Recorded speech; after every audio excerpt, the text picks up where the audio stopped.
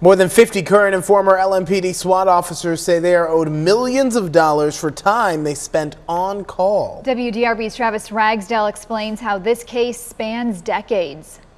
Opening statements were on Monday here in this trial. LMPD SWAT officers saying they should be paid for the time they spend on call. The plaintiffs submit that an employer is not allowed to accept free work.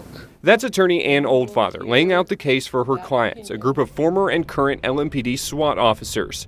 Back in 2016, they filed a lawsuit against the city claiming they were not being paid for being on call, going all the way back to 2002. Not once would Metro recognize it as an item to be negotiated. The officers claim to have missed family functions, could not get off-duty jobs, and more because of the on-call rules.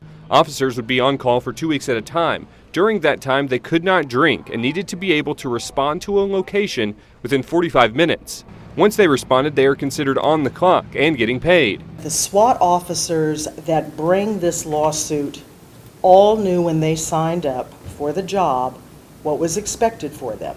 Metro government says those officers could have done just about anything with those rules in place and that they should not be paid. But the question that you're going to have to answer at the end of the trial is, when they're on call but not called out and paid, is their time so severely restricted that it's not their own personal time at all? Oldfather represented a group of Louisville firefighters in the early 2000s who claimed they were not receiving fair overtime pay.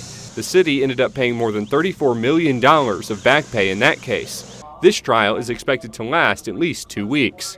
Travis Ragsdale, WDRB News.